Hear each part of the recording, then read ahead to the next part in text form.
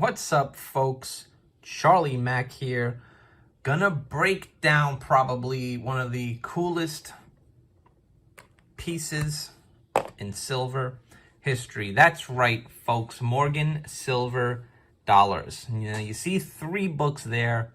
I've got the other one here because I'm gonna kind of shout off a lot of statistics and information. So this video is probably gonna be a little bit longer, but if you are new to the hobby, new collecting, or just want to get some information about Morgan silver dollars, I'm going to cover a lot of different things here. So let's do it. Morgan silver dollars, one of my favorites. I always like to call them cowboy coins, but you just think of so much history that's out there, especially with the Morgans. 1878, it's a long time ago, all the way up to 1921. Coin had a really good run. Composition is 90% silver, 10% copper. Okay, so these are 90% pieces. The diameter is 38 millimeters with a reeded edge. Okay, I'm gonna go through each book, but let's take a look at these beauties right here. So this collection is not complete because Morgan dollars, though it's easy to find some of them in some good condition, a lot of the better ones are graded and they are beauties. So it's very tough to find some good, cull, decent Morgans for these books. And as you see here, I got 2 of them basically side by side, and you can tell the difference. This lady, this Morgan, she's been through a bit. Where this Morgan lady, well, she's probably living the good life, right?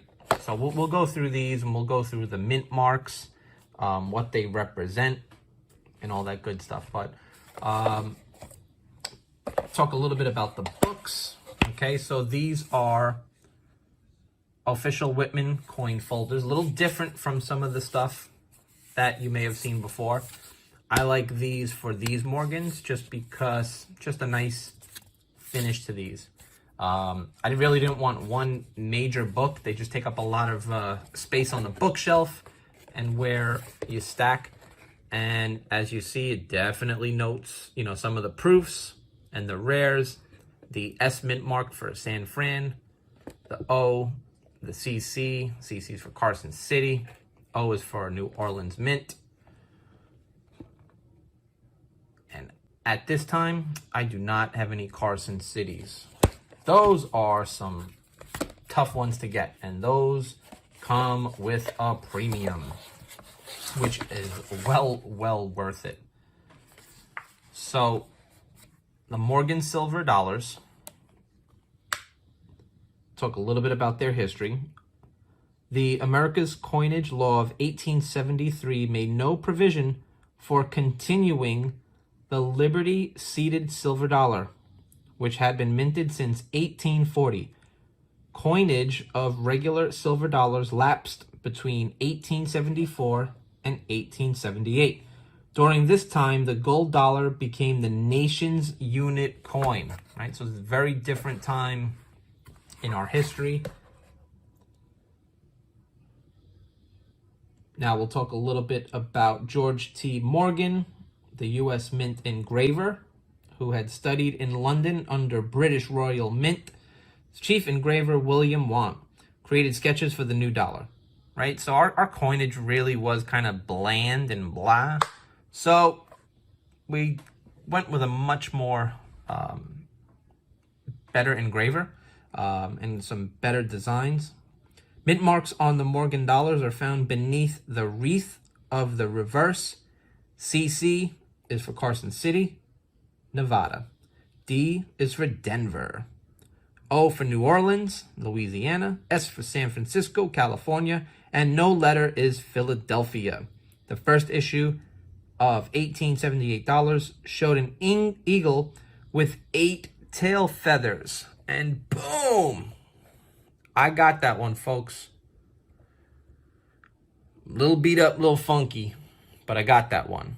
And actually, you know what? For you folks, let's do this. Let's pop them out, because that's what you want to see, right? Well, flip that one so you can see what it looks like. For your viewing pleasure, the 8 tail feathers. Boom. I got it.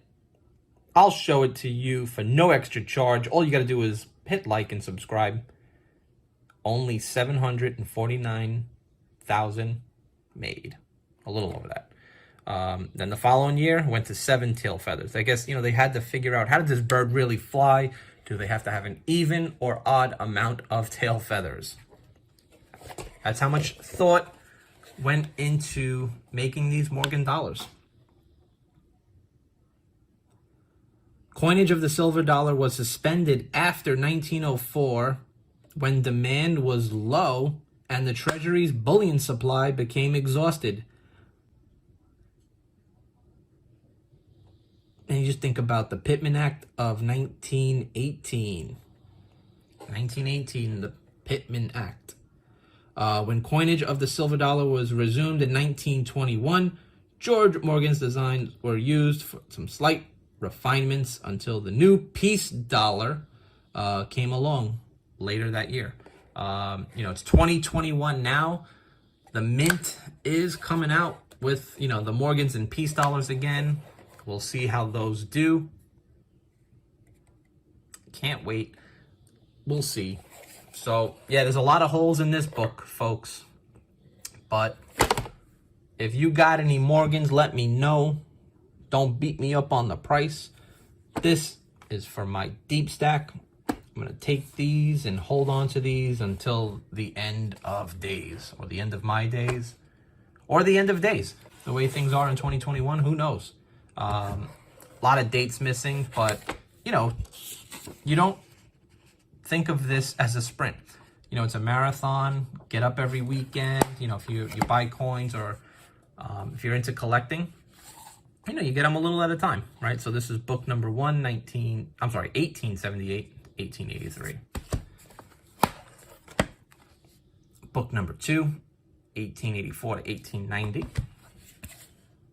1891 to 1897. This is one of the books where I'm really, really light. I'm hurting. Help me out. Let me know in the comments if you got any of these. I can really use a friend who's got some good Morgans up for sale or up for trade. It's the nice thing about silver and this hobby, right? It doesn't always have to be buy and sell. You can trade, you can barter, because that's what they did back in the day. But man, so cool. 90% silver. Let me know. Do you collect any 90%? If you do, what do you collect? What do you like? Morgan silver dollars, right? They're breaking out the fancy magnifying glass, right? You definitely want this so you can go to take a good look of what you got. Or if you want to get high tech, use the phone scope. Up to you. I use this more. Just, it's nice to hold. You get a better grip. But some people like the phone scope. There is no right or wrong way to stack. The only wrong way is if you're not starting now. Spread love. It's the Brooklyn way. Let me know in the comments if you're collecting Morgan silver dollars.